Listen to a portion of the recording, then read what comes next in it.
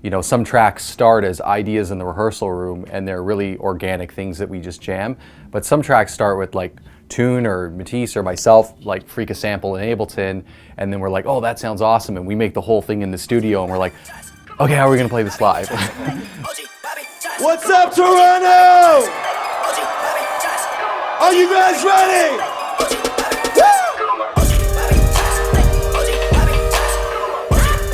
I'm Matisse. I'm Adam.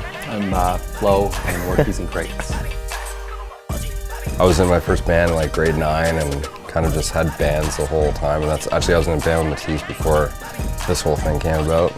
You know, I kind of started playing in church when I was young and met Toon in college and then started playing in soul bands. I come from like a battle competitive DJ background, like ITF and DMCs. And then I went on to kind of do a little bit of club DJing and kind of quickly got bored with that, hence where we are today. We kind of feel like we've gone through a few steps. So when we first started, we just would take a familiar sample that people knew, or a hook, or whatever, anything that was familiar, and we would just kind of figure out a way to flip it live with the instruments we had. And at the beginning it was kind of just turntables, a pretty basic synth keyboard, and just live drums. Now we can take any sound, and we've taken the turntables and the keyboards and the drums, we've flipped them into being kind of more electronic instruments, where we're now using drum samplers and Ableton software and Live 808. And it's kind of become more like, when there was 3 of us at the beginning and 3 instruments, we've kind of turned our instruments into almost like 9 instruments now. So it's really evolved, and we're mostly playing our own compositions that are kind of just N KRATES originals.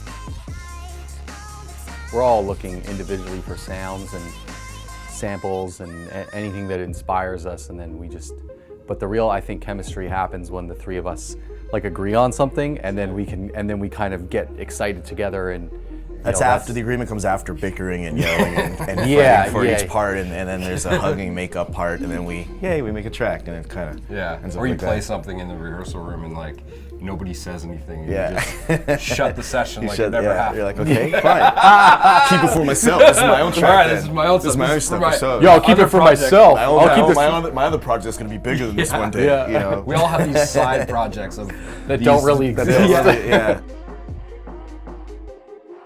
For us, we all value feedback a lot. When we make stuff, we're not super snobby about like, oh yeah, the 3 of us like it, so like, screw everybody else. Like, we're actually really into getting like our friends' insecure. feedback. We need we're kind of insecure. feedback. Yeah, we're a little insecure. Maybe because I still feel like we're a little bit new to production. Yeah. You know, like we've only really become producers together in the last 4 years. You know, Grand Theft's been producing for like ever. He did, you know, his 10,000 hours in his teens.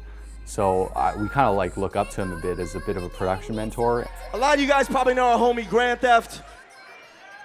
We're gonna play a track we just did with him. We're about to release it very soon on Mad Decent Records, so here we go.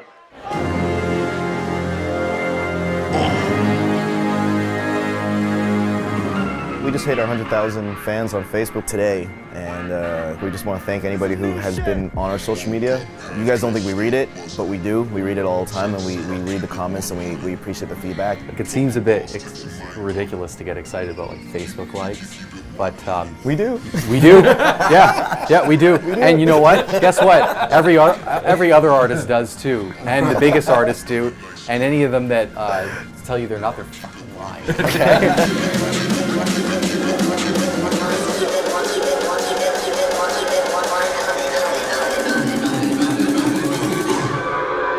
Keep it 100.